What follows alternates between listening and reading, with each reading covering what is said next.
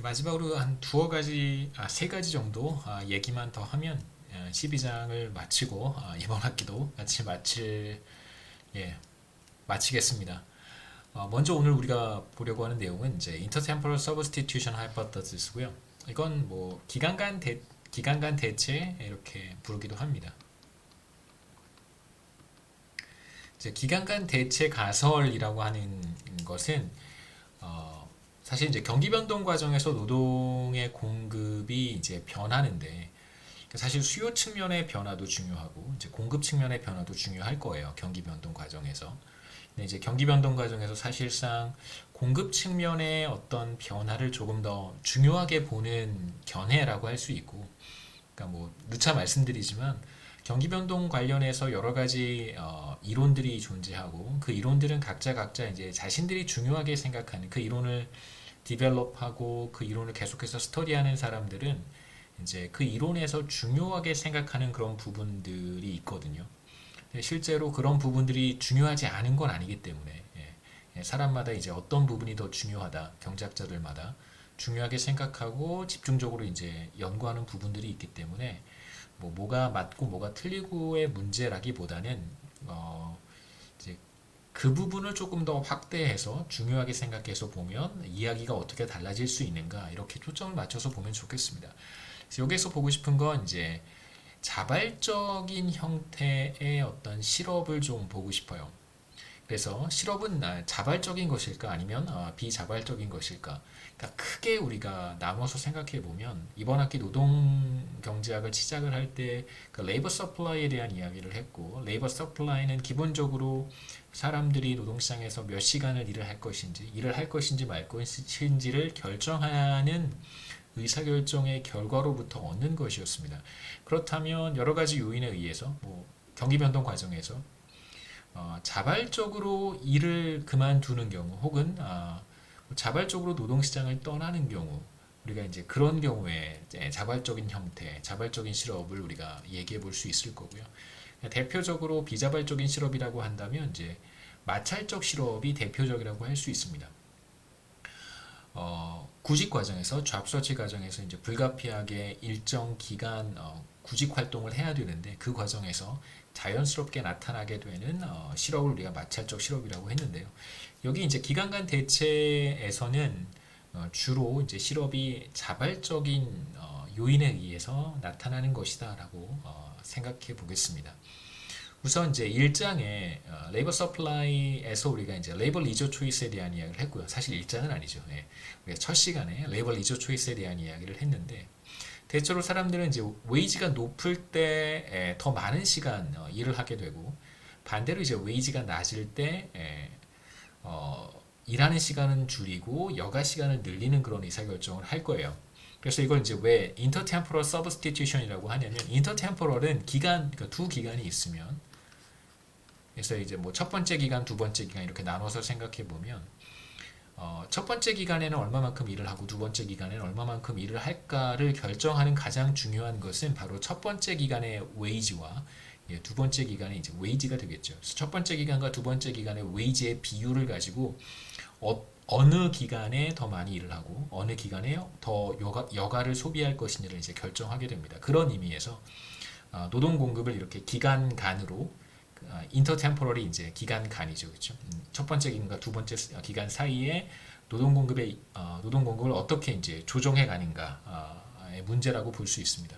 그래서 웨이지가 높을 때 일을 더 하고 웨이지가 떨어지면 일을 적게 하기 때문에 웨이지가 낮아서 일을 적게 하는 기간에는 이제 실업이 발생할 수 있다. 그리고 그러한 실업은 자발적 실업이다라고 이제 우리가 이야기를 하는 것입니다.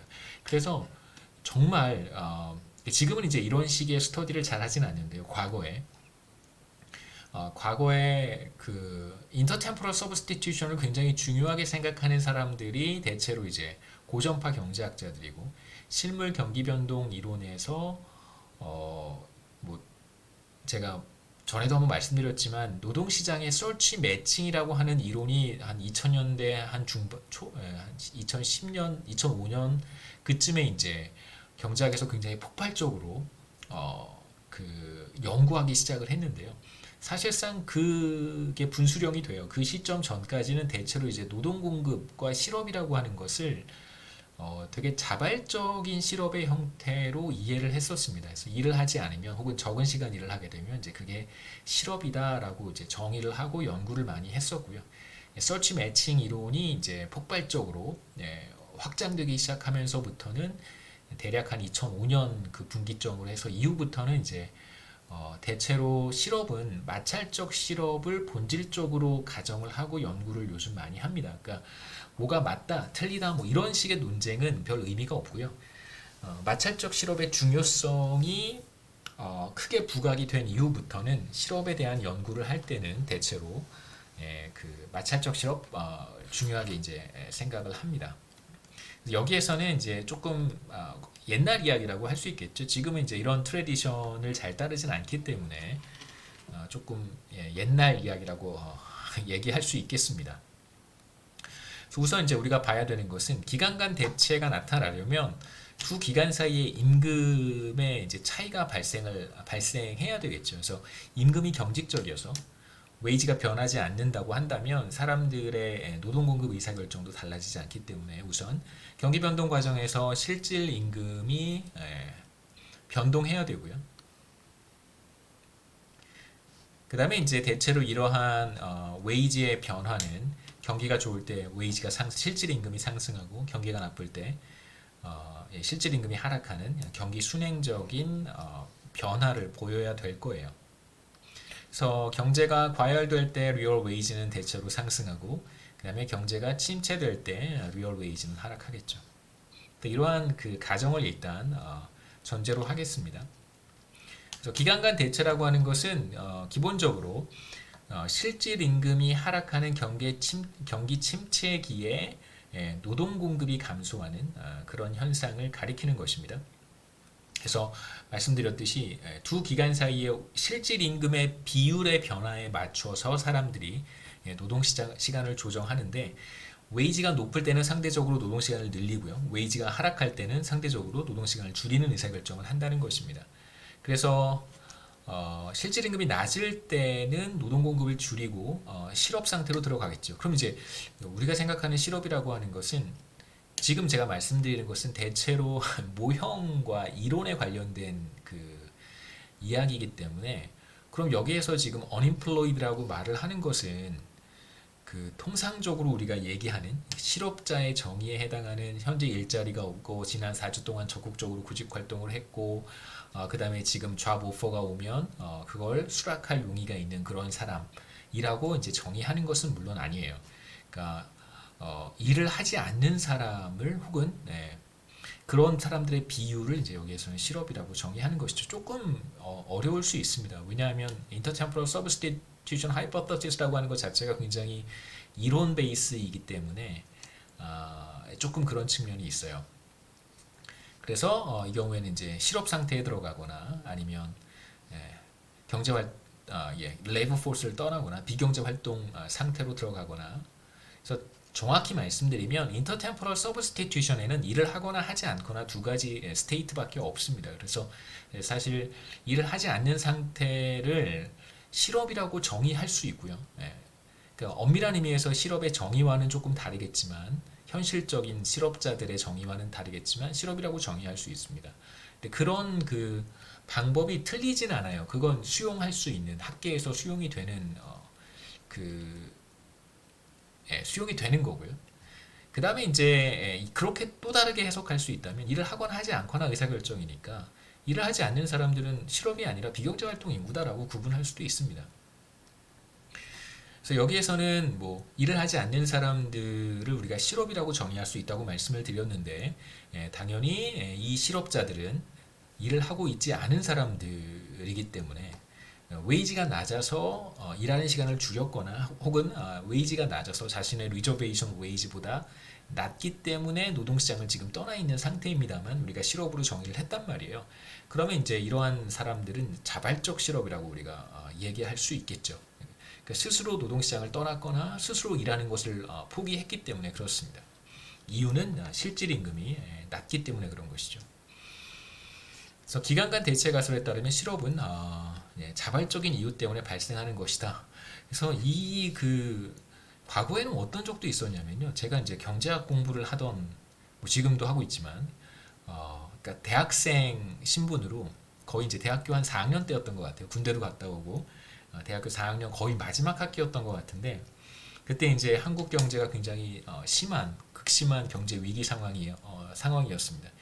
지금보다 훨씬 더 나쁜 상황이었고요. IMF 경제 위기로 인해서.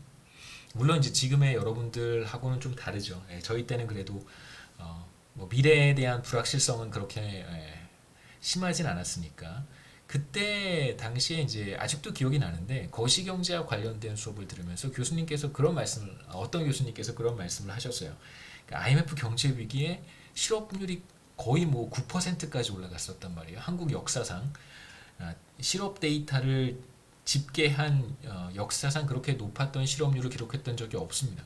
9%에 달하는 실업률을 기록했었는데 이제 거시경제와 관련된 거시경제학은 아니었고 고급 거시경제와 관련된 과목인데 실업자들 중에 다 자발적 실업자들이다. 비자발적 실업자들은 없다. 이런 이제 말씀을 하셨던 기억이 있습니다. 시간이 많이 그때는 그런가? 뭐 정말 그런가? 제가 아직까지 기억하고 있는 걸 보면 그때 저한테 상당히 많은 충격이었었어요. 정말 모든 사람들이 어떻게 자발적인 실업 상태에 들어갈 수 있을까? 이런 근본적인 좀 질문을 던져봤던 기억이 있어서 그러니까 이후에 이제 제가 전공하는 분야이기도 하고 매크로 레이버는 제가 전공하는 분야이기도 하고 그래서 이렇게 봐오면 그 교수님은 사실 어느 하나의 이 지금 인터템포럴 서브스티튜션 하이퍼시스를 굉장히 이렇게 강하게 믿고 있었던 게 아닐까 이런 생각을 좀 하고 있습니다.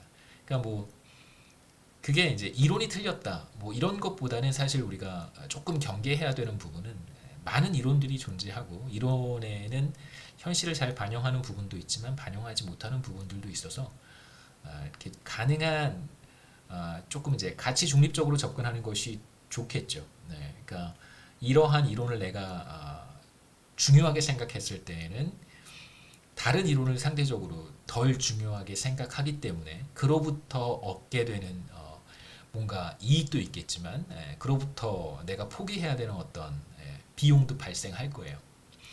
그러니까 내가 상대적으로 덜 중요하게 생각하는 이론이 또 다른 측면을 잘 설명할 수 있는데 내가 이제 그 부분을 상대적으로 이그노어하는 것이기 때문에 그런 뭔가 이제 취사 선택을 할 때 혹은 내가 더 가중치를 부여하거나 덜 가중치를 부여할 때 그에 따른 상당한 그 비용도 있을 수 있음을 이제 생각해야 되겠죠. 그래서 여기에서 이제 우리가 보고 싶은 것은 대체적으로 자발적인 실업에 대한 이야기고 실제로 현실에서 관찰되는 실업률의 어느 부분은 일정 부분은 그러니까 100%다 비자발적인 실업이라고 말할 수는 없고요. 100%다 자발적인 실업이라고 말할 수도 없습니다. 이제 그렇기 때문에 우리가 인터템포럴 서브스티튜션에 대한 이야기를 이제 보는 거고요. 여기서 두 가지 중요한 가정은 뭐냐면 웨이지가 신축적으로 변해야 됩니다. 경기 변동 과정에서 리세션에서 리얼 웨이지가 떨어져야 되고 그 다음에 이제 익스펜션에서는 리얼 웨이지가 상승해야 되는 기본적으로 경기 순행적이어야 되고 두 번째 레이버 서플라이는 웨이지의 변화에 따라서 어느 정도 잘 반응을 해야 됩니다. 그러니까 웨이지가 상승하면 사람들이 일을 더 하려고 할 것이고 웨이지가 하락하면 사람들이 이제 자신의 리저베이션 웨이지보다 실제로 낮은 임금을 받아야 되기 때문에 노동시장에서 떠나는 그런 의사결정이 계속해서 나타나야 되기 때문에 이 두 가정은 사실 중요한 가정이라고 할 수 있어요.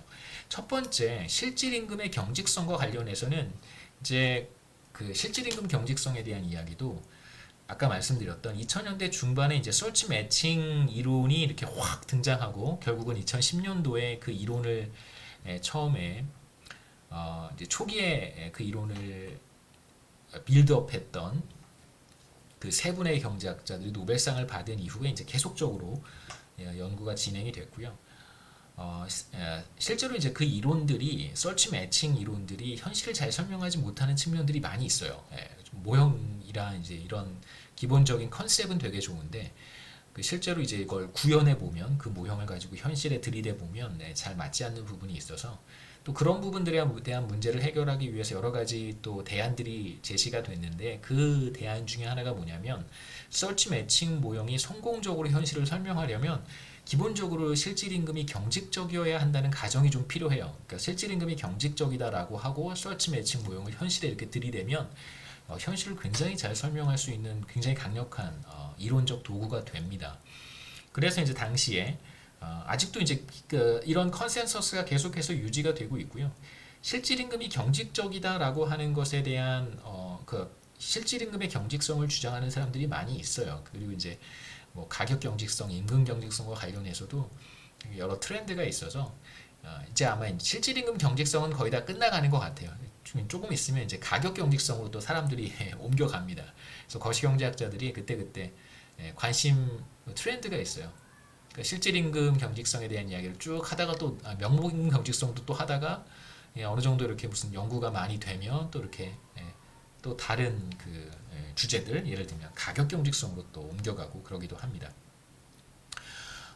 실질임금이 과연 경기 순행적이냐, 과연 프로시클리컬하냐. 근데 여기에 대해서도 다른 생각을 가지고 있는 사람들이 있고요. 실질임금은 경직적이다라는 생각을 가지고 있는 사람도 있고. 그럼 실제로 이제 데이터를 한번 확인해 보자. 데이터에서도 실질임금이 경직적으로 나타나느냐? 여러 가지 문제들이 있습니다만 실제로 데이터에서 이렇게 확인하기는 쉽지는 않아요. 여러 가지 문제점들이 있습니다.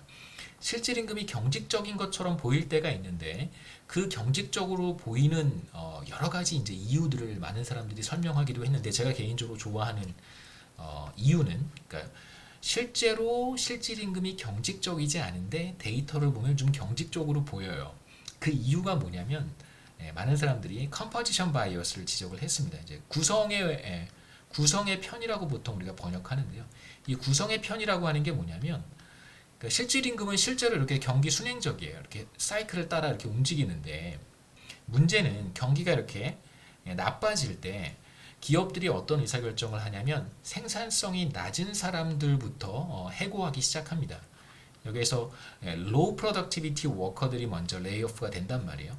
그러면 임금에 이렇게 임금 분포가 이렇게 있다고 한번 생각해 보시죠. 많이 받는 사람들 조금 있고 대체로 중간쯤 받는 사람들, 이거 웨이지 디스트리뷰션이에요. 그다음에 적게 받는 사람들이 있는데 이 임금 분포가 생산성 분포랑 굉장히 비슷하다면 대체로 자신의 생산성만큼 받는다고 한다면 제가 지금 말씀드렸던 것은 리세션에 들어가게 되면 이제 여기 있는 사람들이 우선 레이오프가 되겠죠. 여기 있는 사람들이 이렇게 나갈 거예요. 그렇게 되면 남아있는 사람들의 평균 임금은 대체로 이렇게 상승하겠죠. 그러니까 잘하는 사람들만 남고 조금 못하는 사람들은 기업에서 레이오프가 됐으니까 평균 임금은 상승할 거예요. 그러니까 만약에 경기 변동 과정에서 리세션으로 들어갈 때 생산성이 낮은 사람들이 회사를 떠나게 되면 남아있는 사람들의 웨이지만 가지고 우리가 임금을 계산해야 되기 때문에 실질 임금은 실제로 이런 현상이 나타나게 되면 생산성이 떨어져서 임금이 하락해야 되는데 저생산성을 보이는 사람들이 떠남으로써 평균이 약간 상승하는 상황이 될 거예요. 그래서 모두 다 같이 일을 했었더라면 경기가 나빠졌으니까 임금도 하락할 수 있는데 실제로 하락하는 정도는 좀 미미할 수 있겠죠. 이렇게 하락할 것이고 이제 반대로 경기가 이제 리커버리로 들어가게 되면 이제 어떤 문제가 생기냐면 레이오프 했던 사람들을 다시 리콜 한단 말이에요. 다시 이제 채용을 시작합니다. 그런데 이제 채용을 할 때도 신규 채용을 할 때도 비슷한 현상이 나타나요.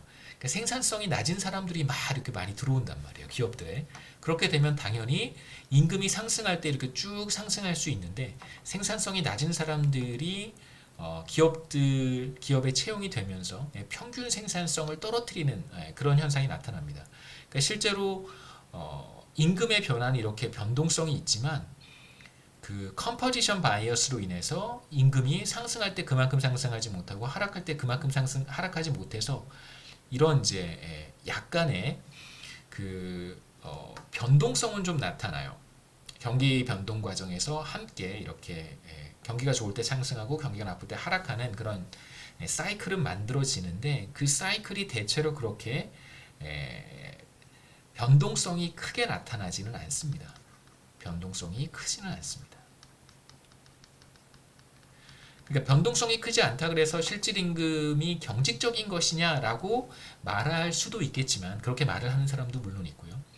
말할 수도 있겠지만 지금 컴포지션 바이어스의 사례와 같이 이제 그렇게 보기 어렵다라고 얘기할 수도 있죠.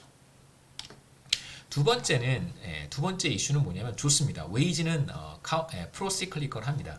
그러면 과연 사람들이 그 임금의 변화에 반응해서 노동 시간을 줄이거나 혹은 늘리거나 또는 자신의 리저베이션 웨이지보다 임금이 하락했으니까 노동시장을 떠나거나 혹은 자신의 리저베이션 웨이지보다 시장의 웨이지가 더 높기 때문에 노동시장에 들어오거나, 굉장히 뭐랄까요?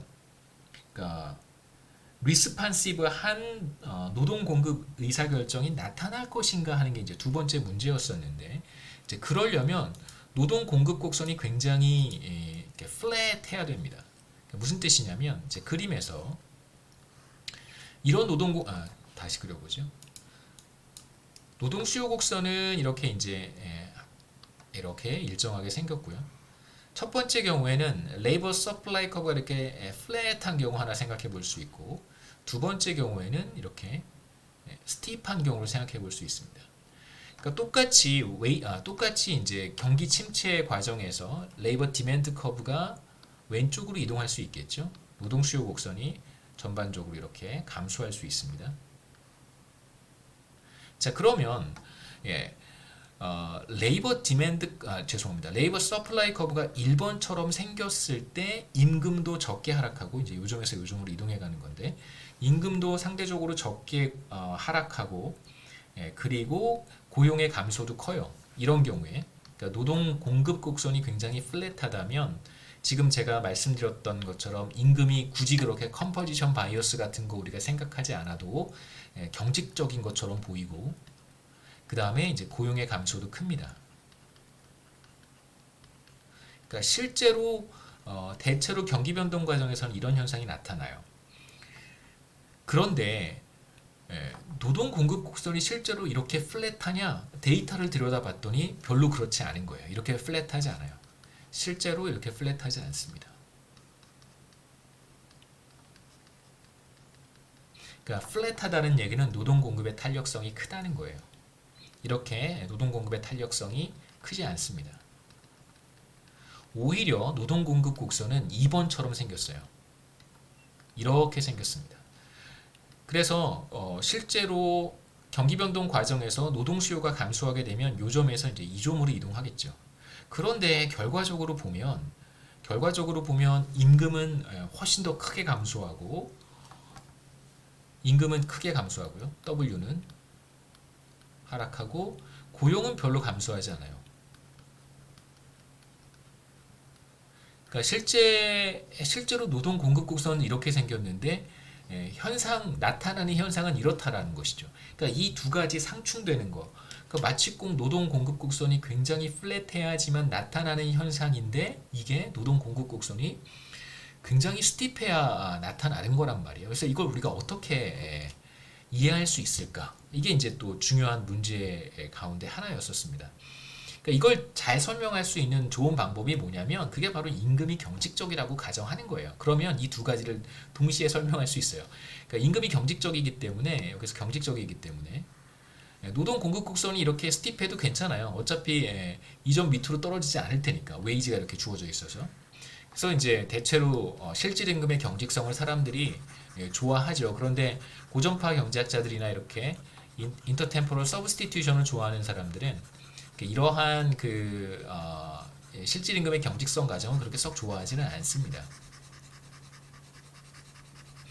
그러니까 이 두 가지 상충되는 뭐랄까요, 결과를 이제 우리가 어떻게 해석할 수 있을까? 뭐 많은 이야기들이 실제로 있었고요. 그 다음에 설득력 있는 설명들도 또 많이 있습니다.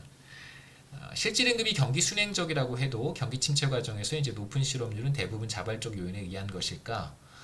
만약 그렇다면 노동 공급 곡선이 매우 플랫해야 되고, 다시 말하면 노동 공급의 탄력성이 굉장히 높아야 됩니다. 그런데 실제로 이제 데이터를 분석해 보면 노동 공급의 탄력성은 0.2 정도 돼요. 0.2에서 0.3 정도밖에 되지 않고 실제로 제가 지금 말씀드렸던 것처럼 임금은 덜 하락하고 고용은 크게 감소해야 되는 현상을 설명하려면 노동 공급 곡선은 굉장히 플랫해야 되는데 그러려면 탄력성이 한 1 정도의 값을 가져야 됩니다. 이건 이제 현실을 설명하기 위해 필요한 탄력성이고요.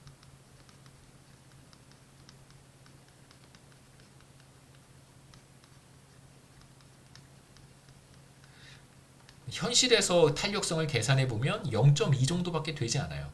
그러니까 어떨 때는 이제 0.1 정도로 나타나는 경우도 있습니다. 그러니까 이게 10배 정도의 탄력성을 가져야지만 현실을 설명할 수 있어요. 그러니까 이걸 현실을 설명하기 위해서 뭐 자의적인 좀 애드헉한 그런 가정들을 많이 도입할 수밖에 없는 것이고 이 인터템포럴 서브스티튜션을 지지하는 사람들 입장에서 보면 실질임금 경직성을 도입하는 것은 일종의 이제 편법 같이 보일 수도 있겠죠. 그래서 어떤 연구들이 있냐면 제가 지금 이렇게 말씀드렸던 이 두 가지 사실이 서로 충돌하는데 이거에 대한 가장 좋은 그 연구는 마지막 부분이라고 할 수 있습니다. 그래서 어떤 그 연구가 또 있냐면 실제로 이제 이런 이제 실험을 한번 해본 것이죠. 경제 이론을 이용을 해서 사람들의 노동공급 탄력성은 굉장히 작아요. 0.1 정도예요. 그런데 사람들이 어떤 의사결정을 하냐면 노동시간을 조절하는 건 아니고 웨이지가 높으면 자신의 리저베이션 웨이지보다 높으니까 그럼 이제 일을 하는 거고 웨이지가 하락하면 이제 자신의 리저베이션 웨이지보다 낮으면 이제 일을 하지 않는 거예요. 그러니까 일을 하거나 하지 않거나 이런 의사결정을 이제 보통 우리가 바이너리하다고 얘기를 하는데 이런 이제 하거나 하지 않거나 의사결정을 이렇게 반영을 해서 실제로 경제 전체를 설명할 수 있는 노동 공급 곡선을 한번 찾아보는 거예요. 그러니까 개별 구성원들의 노동 공급 탄력성은 굉장히 작은 값인데 이 사람들이 이런 일을 하거나 하지 않거나와 같은 의사결정을 하게 될 경우에 경제 전체로 봤을 때 나타나는 노동 공급 곡선, 그러니까 노동 공급 다 더해서 만들 수 있겠죠. 이런 노동 공급 곡선을 만들어 보면 그러면 실제로 탄력성이 매우 커진다고 하는 걸 확인을 했습니다. 그러면 make sense 한 거죠. 제가 지금까지 말씀드렸던 서로 충돌하는 현상은 경제 전체의 노동 공급 곡선이 굉장히 탄력적이면 되는 건데 실제로 개별 경제 주체들의 노동 공급 탄력성은 그렇게 크지 않다고 말씀을 드렸습니다. 이제 이 두 가지 제가 말씀드린 이 엄청난 그 충돌 갭을 사실 여기에서 이제 이 갭을 메꿀 수 있겠죠. 그래서 뭐 인터템포럴 서브스티튜션에 대한 이야기는 뭐 이렇게 어느 정도 해결할 수 있다고 말씀드릴 수 있고요. 두 번째 이제 실업에 대한 이야기, 세 번째 실업에 대한 이야기는 이제 efficiency wage고요. 두 번째 sectoral shift에 대한 이야기인데 이건 뭐 부문 간 미스매치라고 생각하시면 됩니다. 생산 부문 간 혹은 산업 부문 간 스킬의 미스매치라고 생각하시면 돼요. 뭐 이제 지금까지 여러 가지 실업에 대한 이야기를 봤는데 뭐 마찰적 실업은 대체로 job search가 구직 활동에 상당히 많은 시간이 소요되기 때문에 자연스럽게 이제 나타나는 것이라고 말씀을 드렸는데 대체로 job search 과정에서 나타나는 실업은 그렇게 오랫동안 지속되지 않는 경향이 있습니다. 뭐 당연히 뭐 일정 기간이 지나면 일정한 확률로 일자리를 얻을 수 있기 때문에 이제 장기적으로 나타나는 현상은 아닌데 실제로 이제 장기 구조적인 실업의 문제도 우리가 한번 생각을 해봐야 되거든요.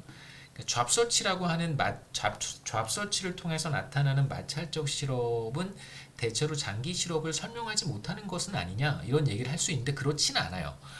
뭐 잡서치를 통해서도 롱텀 어니플로이먼트를 충분히 설명할 수 있습니다. 그러니까 이건 이론의 문제는 아니고요.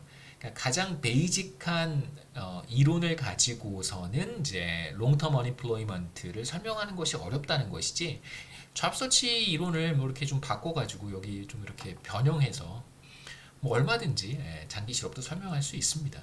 여기에서 이제 가장 베이직한 스탠다드한 모형의 경우에는 설명하는 것이 좀 어렵다는 것이지 잡서치 모형을 가지고 장기 실업이라든가 뭐 실업의 지속성 문제를 설명하지 못한다고 얘기할 수는 없습니다. 자, 이제 구조적으로 나타나는 장기 실업의 문제를 우리가 어떻게 설명할 수 있을까?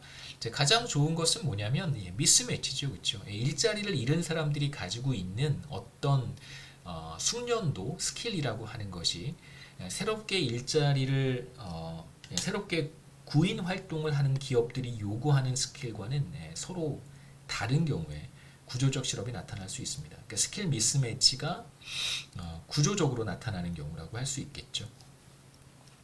그 다음에 이제 우리가 하나 생각해 봐야 되는 것은 unbalanced growth인데요. 이건 이제 불균형 성장이라고 이야기하기도 해요.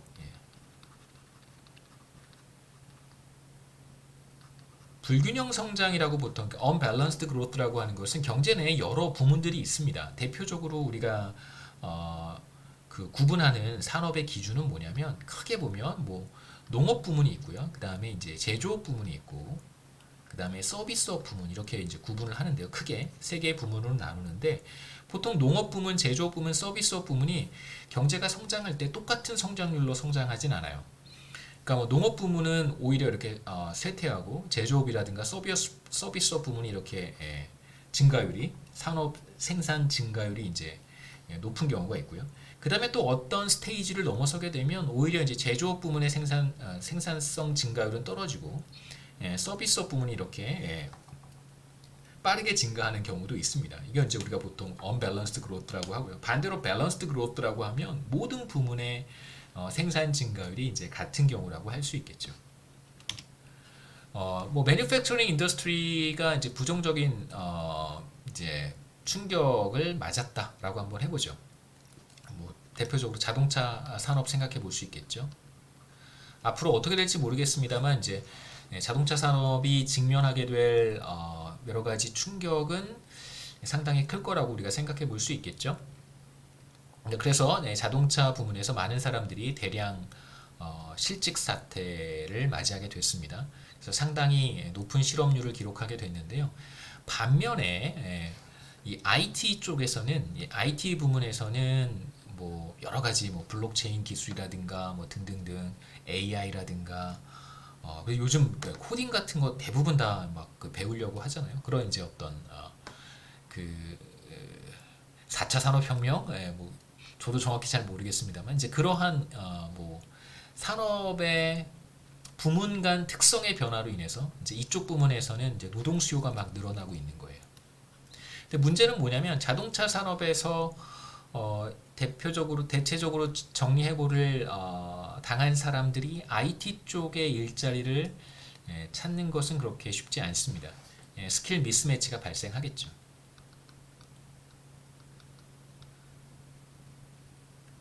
그래서 이런 경우에 이제 한쪽 산업에서 한쪽 부문에서 일자리를 잃은 사람들이 그 다른 부문으로 이동해 가는 것이 쉽지 않게 되고요. 그렇게 되면 이제 상당히 오랜 시간 동안 실업 상태를 겪어야 되는 문제가 생길 수 있습니다. 그래서 이제 구조적인 임밸런스, 다시 말하면 이제 구조적 미스매치라고 이제 우리가 쉽게 이야기하는 건데요. 일자리를 잃은 사람들이 가지고 있는 숙련도라든가 그들의 스킬과 실제로 기업들이 채용하고 싶어 하는 사람들이 보유하고 있는 어떤 전문성, 스킬이나 숙련도 사이에 미스매치가 있을 경우 장기 실업률, 높은 상태로 실업률이 지속되는 경우가 있을 수 있습니다. 이걸 이제 Sectoral Shift Hypothesis라고 얘기를 하고요.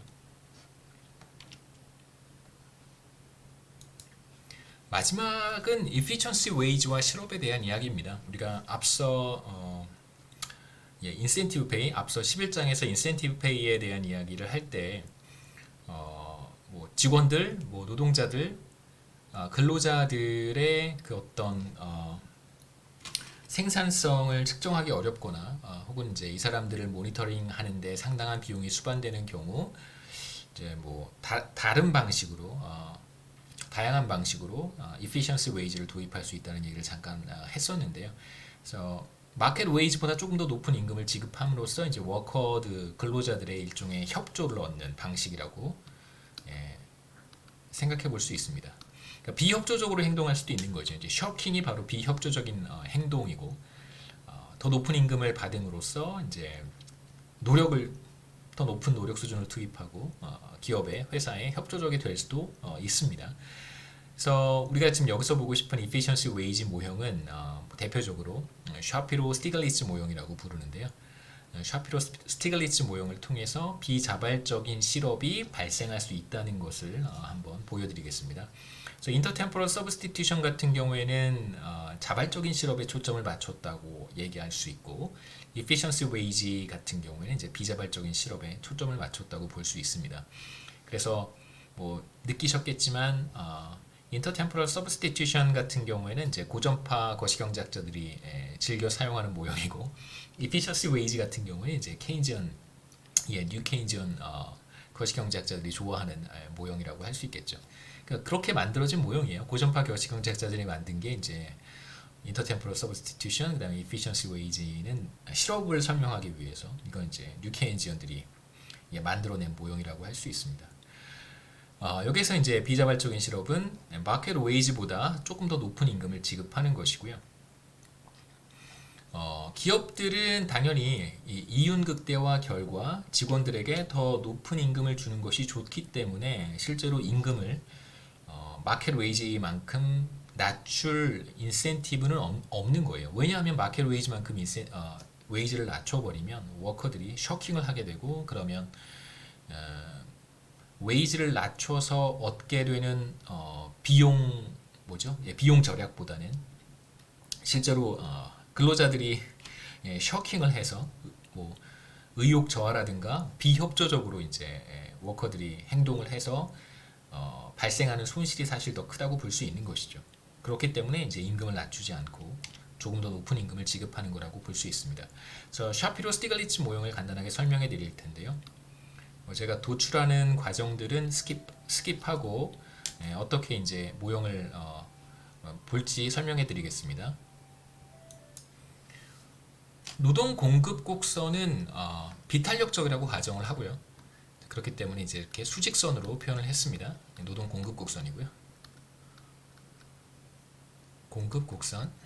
그러니까 사실 이제 인터템포럴 서브스티튜션을 아직 아예 보지 않겠다는 것이죠.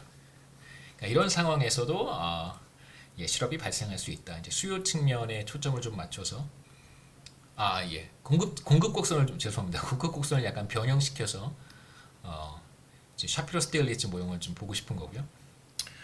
경제활동 인구는 전체 L로 일정하고, 지금 뭐 특별히 실업의 문제를 우리가 보는 것은 아니기 때문에 지금 이 곡선에서는요, 모든 사람들이 일을 하고 있다. 가로축의 변수가 고용, 세로축의 변수가 이제 실질 임금입니다.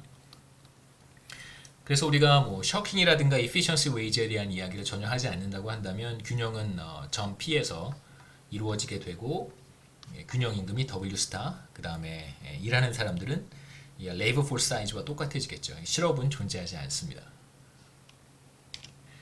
자, 이제 기업이 근로자들의 직원들의 생산성을 이제 직접 관찰하지 못하는 상황을 우리가 생각을 하겠습니다.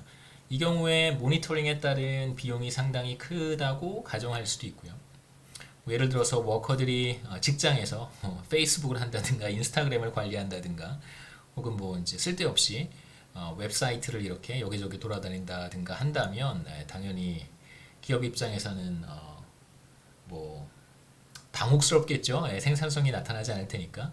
편의상 셔킹하는 사람들은 unproductive 하다라고 가정을 하겠습니다.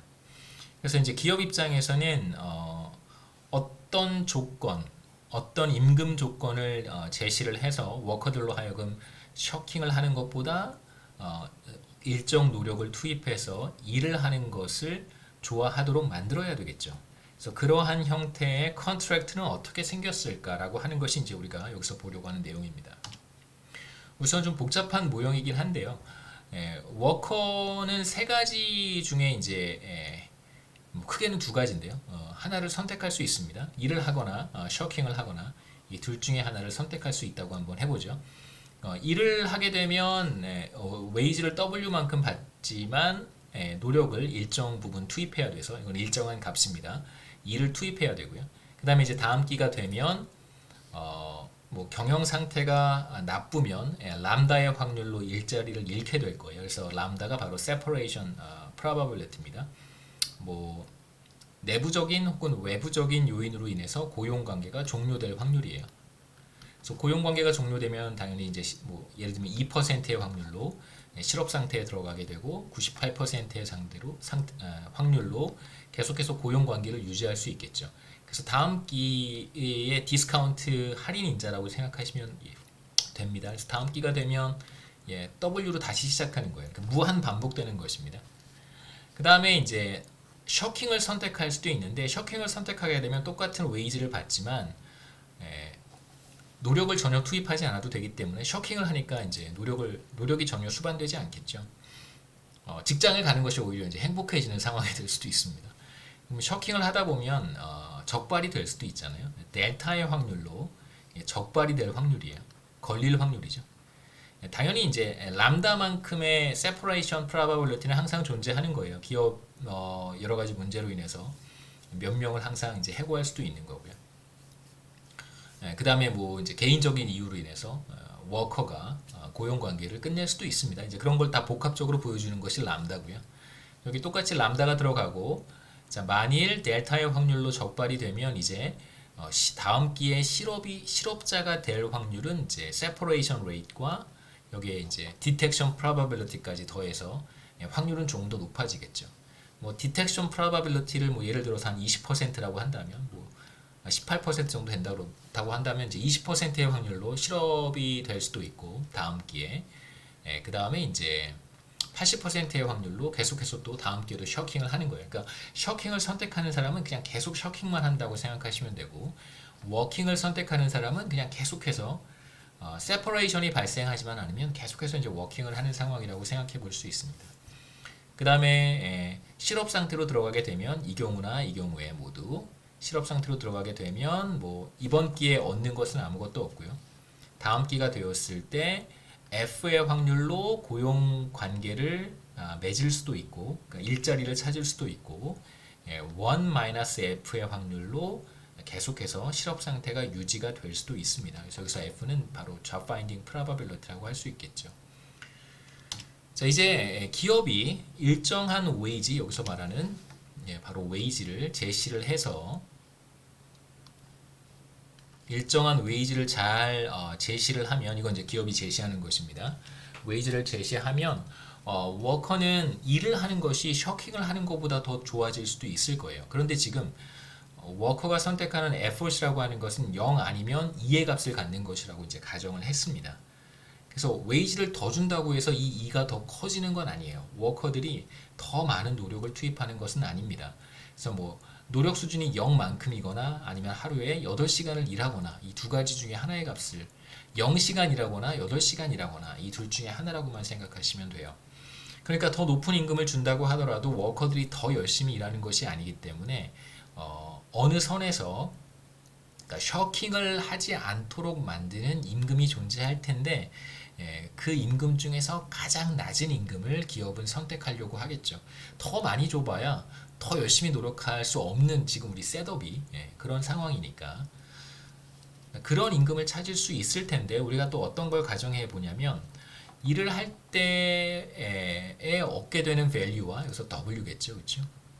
그 다음에 이제 셔킹을 할 때 얻게 되는 value가 아까 S였었어요. 이 S가 만약 같은 경우에 워커 입장에서 둘이 같다면 그냥 워킹을 선택한다 라고 가정을 하겠습니다. 그러면 기업은 당연히 워킹을 할 때 더 행복해지도록 기업은 워커가 워킹을 할 때 더 높은 밸류를 얻도록 웨이지를 제시를 할 텐데 지금 이제 워커 입장에서는 이 둘이 같기만 해도 셔킹을 하지 않는다고 했으니까 기업은 어떤 임금을 선택할 것이라고 예상해 볼 수 있냐면 이런 조건을 만족하는 임금 W를 이제 기업은 제시하려고 하겠죠. 더 높은 임금을 지급한다면 이렇게 되겠지만 뭐 그래봐야 더 열심히 일을 해서 기업 입장에서 생산성이 높아지는 것은 아니기 때문에 이거보다 더 높은 임금을 그러니까 이거보다 더 높은 임금을 지급하지는 않겠죠. 그래서 이런 임금을 우리가 한번 찾아볼 수 있습니다. 1단계, 2단계, 3단계 해서 이제 풀어볼 수 있고요. 제가 정리해 놓은 방식대로 쭉 따라가다 보면 셔킹과 워킹이 같아지게 되는 워커 입장에서 셔킹과 워킹이 같아지는 임금 W를 찾을 수 있고 이렇게 생겼습니다. 그래서 여기에서 보시면 2가 바로 노력 수준 8시간 8시간에 상응하는 노력 수준이라고 생각할 수도 있고요.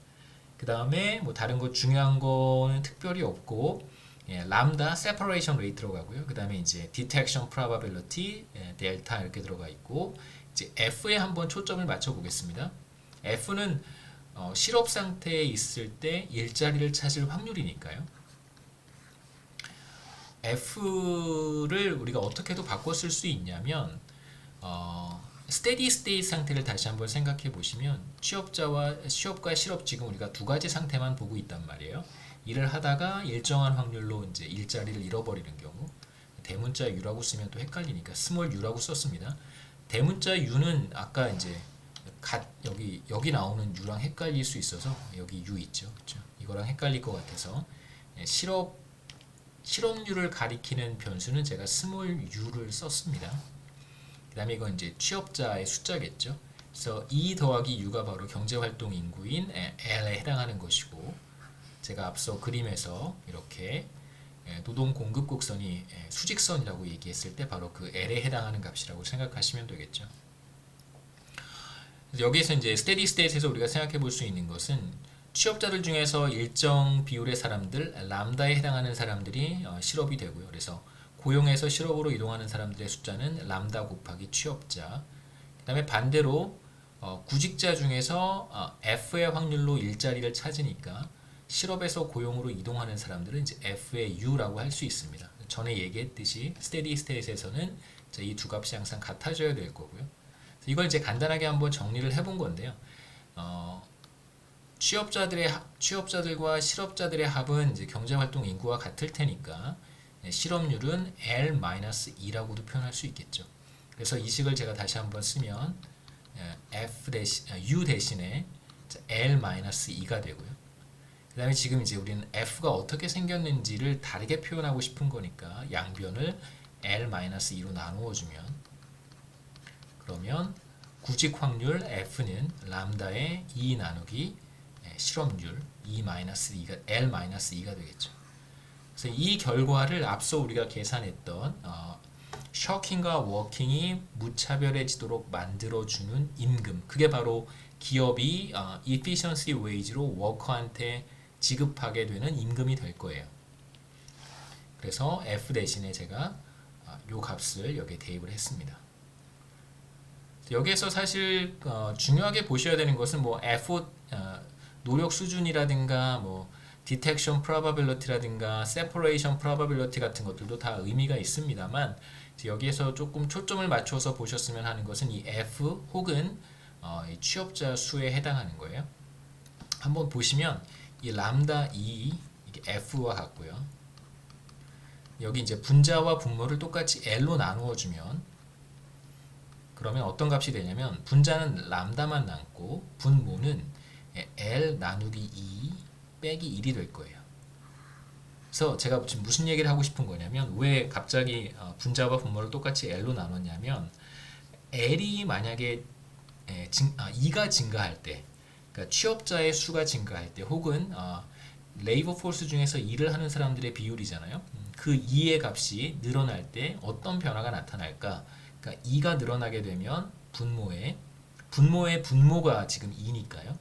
분모가 작아지게 되고 분모가 작아지면 이 전체가 커지게 됩니다. 그러니까 다시 말하면 2가 증가할 때 그러니까 경제 전체의 취업자들의 숫자가 늘어날 때 그러니까 레이버 포스 사이즈는 변하지 않으니까 취업자들의 비중이 상승할 경우에 이 전체 값이 커진다는 뜻입니다. 이 전체 값이 이게 커진다는 뜻이겠죠, 그렇죠? 그러니까 2가 상승하면 분모가 작아지게 되고 분모가 작아지니까 이 전체 값은 커질 거예요. 그러니까 레이버 포스 중에서 일을 하는 사람들의 비중이 상승하게 되면 이 전체 값이 늘어나게 되고, 그러면 기업 입장에서 셔킹과 워킹을 무차별하게 만들어주는 웨이지는 전부 다 더 커져야 됩니다. 이게 어떤 의미가 있냐면, 취업자 수가 늘어난다는 얘기는 전체 레이버 포스 사이즈가 지금 정해져 있는데 이만큼이 일을 하고 이만큼이 실업자란 말이에요. 근데 이게 이렇게 늘어났다는 얘기는 반대로 얘기해 보면 실업률이 하락했다는 뜻과 같습니다. 실업률이 하락하게 되면 어떤 그 의미가 있냐면, 내가 만약에 셔킹을 하다가 잘렸을 때 실업률이 상대적으로 낮으니까 구직 가능성도 높은 거예요. 여기에서 붉은색으로 표시한 F를 한번 보시면 좋겠습니다. 그러니까 E가 커지거나 혹은 U가 하락하게 되면 그럼 이 전체 값이 커지는 거예요. 그 말은 곧 무슨 말이냐면 이 F가 커지는 것과 같습니다. 그러니까 경제 전체에 일을 하는 사람들의 비중이 높거나 실업률이 상대적으로 낮다고 하면 구직 가능성은 더 높아진다고 할 수 있겠죠. 그러니까 구직 가능성이 높아진다는 것은 내가 셔킹을 하다가 걸려서 잘렸어요. 그러면 바로 좋은 일자리를 찾을 수 있습니다. 그렇다면 당연히 셔킹을 할 인센티브가 더 높아지겠죠.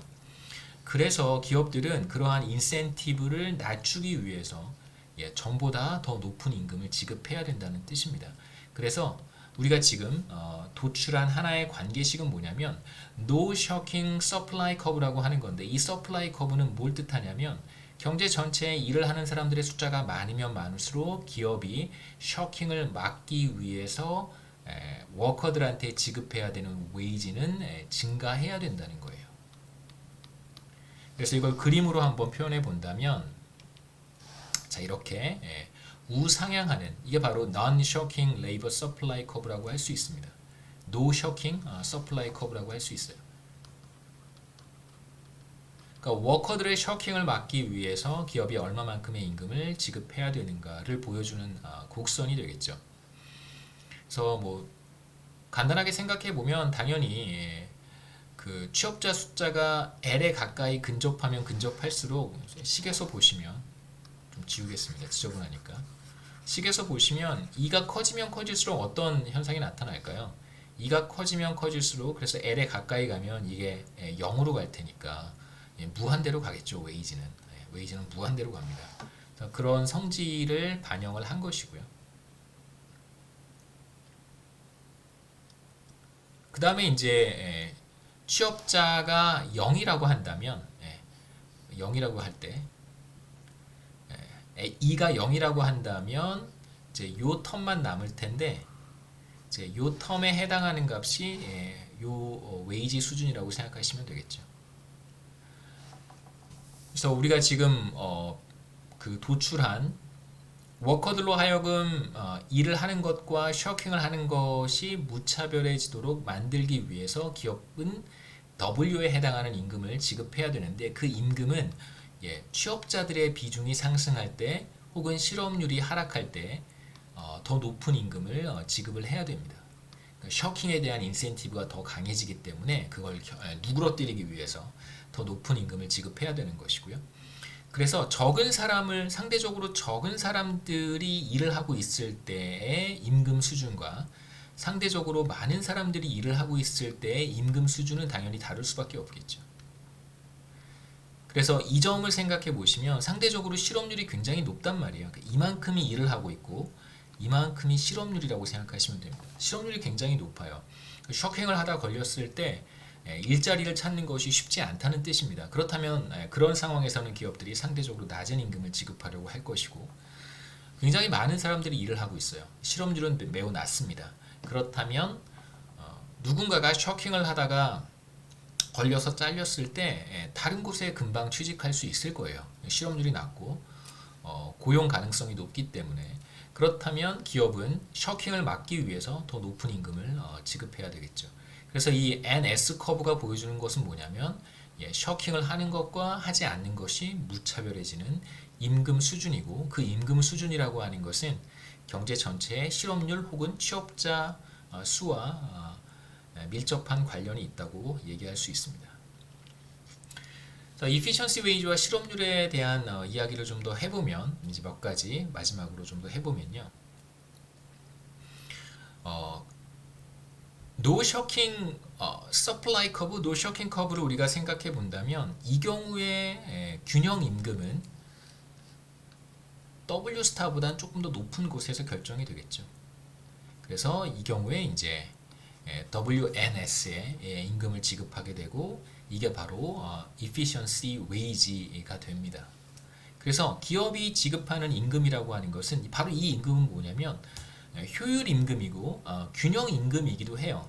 단 여기에서는 셔킹을 막기 위해서 기업이 지급하게 되는 임금 수준이라고 할 수 있겠죠. 셔킹을 막으면서 균형 임금이라고 우리가 얘기할 수 있습니다. 그래서 이 경우에 실업률이 얼마만큼 되는가? 바로 이 차이만큼이 실업률이 되겠죠.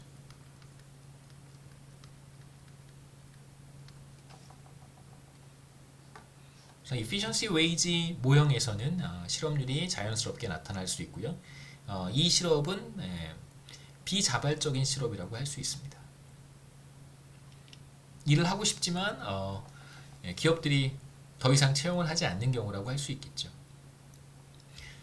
그 다음에 이제 efficiency wage의 경우 실질 임금이 조금 경직적인 것처럼 보이게 나올 수 있어요.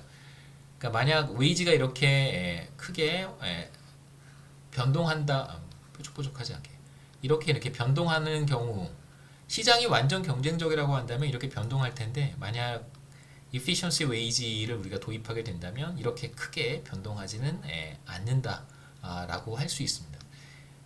그래서 우선 이제 경제 상황이 나빠져서 리세션 상태에서는 이제 노동 수요 곡선이 아래쪽으로 이동하겠죠. 조금 전에 말씀드렸던 것처럼 만일 우리가 셔킹 efficiency wage를 생각하지 않는다고 한다면 이제 경쟁적인 노동 시장에서는 웨이지가 W0 스타에서 노동 수요 곡선과 노동 공급 곡선이 만나는 점에서 균형이 형성될 테니까 경제가 리세션으로 들어가서 노동 수요가 감소하게 되면 실질 임금도 이렇게 W0 스타에서 W1 스타로 이만큼 하락하겠죠.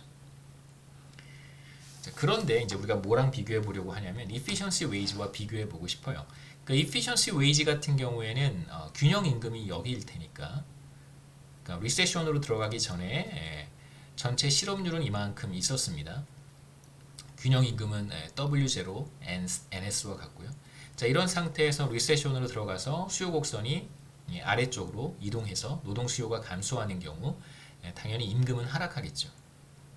그러니까 여전히 이 정도의 임금은 지급을 할 거예요. 그래서 이 임금 수준에서 워커들은 일을 하는 사람들은 셔킹을 하지 않습니다. 이 임금은 셔킹을 막는 임금이기 때문에 그런 거고요. 다만 이제 취업자 숫자는 줄어들겠죠. 전체 노동 수요가 줄어들었으니까 취업자 수는 좀 감소할 거고 리세션 상태에서 실업률은 이렇게 상승하게 됩니다. 근데 이제 비교해 보면 리얼 웨이지가 얼마만큼 변했는가? efficiency wage 같은 경우에는 이제 이만큼 변한다고 우리가 얘기할 수 있고, 그다음에 시장이 완전 경쟁적인 경우에는 이제 더 많이 변동한다고 볼 수 있겠죠. 그래서 efficiency wage 같은 경우에는 물론 이제 뭐 노동 공급 곡선이 이렇게 수직선의 형태이기 때문에 이제 이렇게 비교했을 때 상대적으로 좀 스티키하게 보이는 거고요. 노동 공급 곡선을 또 우리가 다르게 얘기하면 또 다른 결과를 얻을 수도 있습니다. 근데 본질적으로 efficiency wage라고 하는 것은 뭐 취업자 수의 변화에 따라서 경제 상황이 나빠졌단 말이에요. 경제 상황이 나빠졌어요. 그러면 셔킹을 막기 위해서 지급해야 되는 임금 수준은 전만큼 높지는 않겠죠. 조금 떨어뜨리려고 하는 인센티브가 있을 텐데 이러한 이제 임금의 변화가 노동시장이 완전 경쟁적인 경우와 비교했을 때 특히 노동 공급 곡선이 비탄력적인 경우와 비교했을 때 이제 임금의 감소 폭이 상대적으로 이제 적다고 우리가 얘기해 볼 수 있겠죠. 여기까지가 레이버 이코노믹스 12장의 내용이고 한 학기 동안 조금 뭐 시간이 조금 더 많이 있었으면 시간이 좀 허용이 됐다면 다른 이야기들을 좀 더 했었으면 좋았을 텐데 뭐 좀 개인적으로 아쉽고 미안하게 생각합니다. 한 학기 동안 고생 많으셨고 네. 오늘 레이버 이코노믹스 마지막 강의였습니다.